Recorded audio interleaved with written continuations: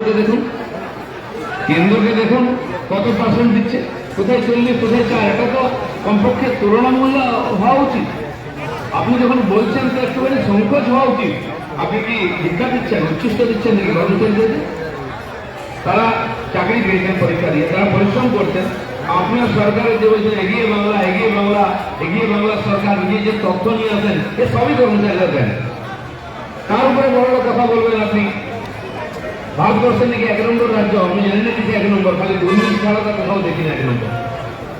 কিন্তু কর্মচারীরা যখন তার দামের কথা বলবেন তাদেরকে পুলিশের কেস দেওয়া, তাদের ভয় দেখানো হবে, জেলে ঢোকানো হবে, আর নাহলে ট্রান্সফার, যেটা আগে থেকে চলে আসে। কারণ কর্মচারীরা তো এটাকেই ভয় পান। কিন্তু আমি দেখলাম এই সমস্তকে উপেক্ষা করে আপনারা দিনের পর দিন, মাসের পর মাস যেভাবে লড়াই করে এসছেন, কলকাতায় জায়গায় জায়গায় রাস্তায় রাস্তায় বসে তাকে কুর্নিশ করতে হয়। সেই জন্য আজকে শেষ বেলাতে আমি আপনাদেরকে অভিনন্দন জানাতে এসেছি। কালকে টিচাররা গেছিলেন, এখানে আন্দোলন করতে গেলে হাইকোর্টে যেতে হবে, কোথায় বসবেন বসতে দেবে না। বিক্ষোভ করতে গেলে হাইকোর্টে যেতে হবে, নবান্ন ঘেরাও করতে গেলে হাইকোর্টে। আরে ভাই, হাইকোর্টে যদি সব চালাবে আপনি প্রত্যেক করুন। আপনারা ওকে ভোট দিয়ে জিতিয়েছে কেন? পূর্ণ বহুমত কেন দিয়েছে? আপনি সুশাসন দেবেন বলে। সাধারণ মানুষের, কর্মচারীদের অধিকার সুরক্ষিত করবেন, তাদের সম্মান দেবেন, তাদের সমস্যা শুনবেন বলে শোনার ইচ্ছা নেই।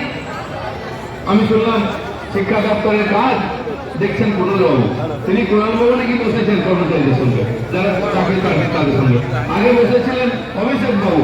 তাহলে ব্রাত্যবাবু কি করছেন? তিনি কি সরকার থেকে ধরো তারই অধিকার আছে, যার কোনো অথরিটি নেই, সে পঞ্চায়েতি করে বেড়াচ্ছে। সেই ডায়লগ হচ্ছে এই করে না, সেই করে না। যিনি দায়িত্ব নিয়েছেন উনি কি বলেন, আমার বসার ইচ্ছা ছিল না, নিহাত ওরা বলেছে তাই বসেছি। মিটিং করে, আরে ভাই, যারা বসে আছে তারা ওদের বাংলার ভবিষ্যৎ। বাবা মা জমিবাড়ি বিক্রি করে, গয়না বিক্রি করে পড়িয়ে তাদেরকে পাস করিয়েছে, তারা চাকরিতে লড়াই করছে। কথা বলাটা প্রয়োজন মনে করেন, ইচ্ছা থাকে না? আপনার কিসের ইচ্ছা থাকে? নিজের প্রধানমন্ত্রী হওয়ার ইচ্ছা, আপনাকে মুখ্যমন্ত্রী হওয়ার ইচ্ছা? আশ্চর্য সরকার চলছে। এখানকার সাধারণ মানুষ, এখানকার ছেলে মেয়ে, এখানে কর্মচারীদের ভাবার সময় নেই, করার সময় নেই। আপনারা যে এত অযোগ্য হয়ে গেছেন, সামান্য একটা দাবি মানতে পারেন না। কমপক্ষে আমরা ছেলেকে বাইক কিনে দিতে পারি না অনেক সময়, ছেলে বাইরে করে। আচ্ছা বাবা, ঠিক আছে, এবারে বোনাসটা পাই তাই দেখবো। আচ্ছা, পূজার পরে কিনে দেবো, ছেলে তো আমার। তো আপনি কর্মচারী নিয়ে নেওয়া হবেন, আগে মিষ্টি কথা বলতে পারেন যে আমার সরকারের কারণে। আপনি ওটাই বলুন না যে মোদী টাকা দিচ্ছেন, আমি করতে দেবো। বলুন, কর্মচারীরা বোঝেন সব, আপনি যারা এই জীবনে সেটাও বোঝেন। চাকরি প্রার্থীদের গেলে এর বাড়িতে বসাচ্ছেন, তার বাড়িতে বসাচ্ছেন, তার বাড়িতে বসে সময় কাটাচ্ছেন, তাদের বয়স পার হয়ে যায়। ঠিক তারা নিজের দাবি করছেন, তাদেরকে বিভিন্ন রকম ভাওতা দিয়ে, বিভিন্ন স্টেটমেন্ট দিয়ে, ধমকি দিয়ে আন্দোলন বন্ধ করার চেষ্টা করছেন। কোন সভ্য সমাজ এটা হতে পারে না। একটা নির্বাচিত সরকার দিনের পর দিন এরকম ধোকা দিয়ে এটাও হতে পারে না। আর যে কর্মচারীরা জীবনের মূল্যবান সময়টা এই সরকারের সেবা করেছেন, সমাজের সেবা করেছেন, তারা তাদের অধিকারটুকু দাবি করছেন, অনেক কিছু চাইছেন না। আপনি তাদেরকে সোনার পাথরবাটি দিতে পারবেন না। আপনারা তার অধিকার দিতে পারেন, প্রবেশ দিতে পারেন, সেটা বলতে পারবেন, কত দিতে পারবেন সেটা বলতে পারেন, বলা উচিত।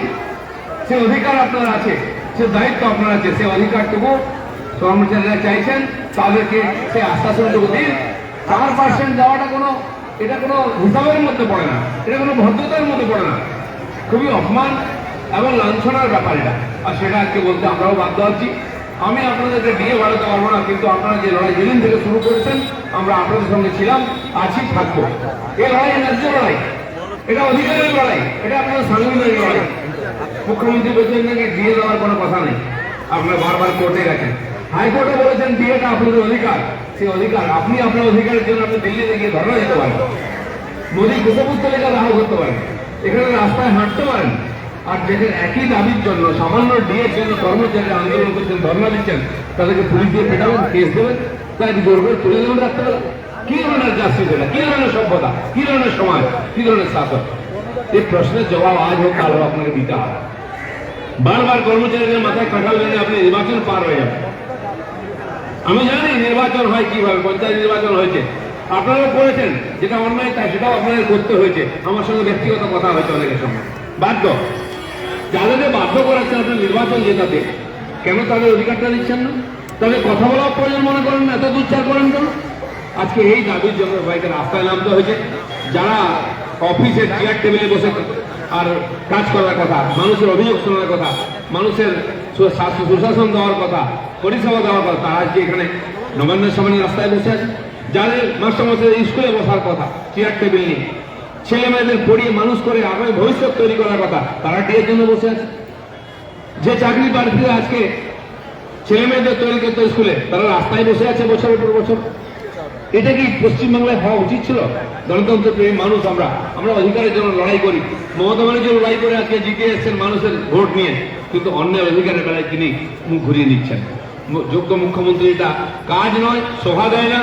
আমি আপনার তরফ থেকে মাননীয় মুখ্যমন্ত্রীর কাছে আপিল করব যে কমপক্ষে যে কর্মচারীরা আপনার সরকার চালাচ্ছেন, মানুষের অভাবের অভিযোগ শুনছেন, সুশাসন দিচ্ছেন, পরিষেবা দিচ্ছেন, তাদের অধিকারটা আপনি আন্তরিকতার সঙ্গে বিচার করুন। আমাদের এটুকুই দাবি আছে, পার্টি আলাদা হতে পারে কিন্তু কর্মচারীরা থাকবেন, সরকার পাল্টে যাবে। আমি আশা করব এই সরকার এই কর্মচারীদের অধিকারকে স্বীকৃতি দেবে, কারণ মানুষ ট্যাক্স দিচ্ছে এই কর্মচারীদের বেতনের জন্য। ভালো দিন আসবে, সরকারি